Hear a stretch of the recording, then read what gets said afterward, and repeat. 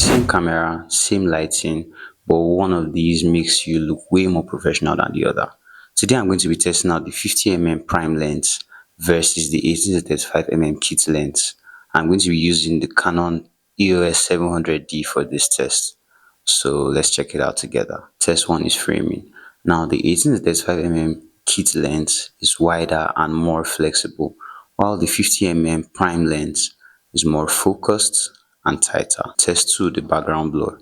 Now if you notice, the 50mm prime lens gives you a more blur background than the 80 to 35mm kit lens. Test 3, the low light test. Obviously the 50mm prime lens gives you a better and sharper results in low light because, like I said, it's a prime lens, so it lets in more light than the zoom lens. This is what the zoom lens looks like. Obviously you can see that it doesn't let in too much light, and I had to turn on all the lights and open my windows just to be able to see the subject. Finally, if you want a cinematic YouTube style video, you can stick with the 50mm lens, but if you want a more flexible vlog type of video, you can go for the 18 to 35mm lens. Now between these two interesting lenses, which one are you going to choose?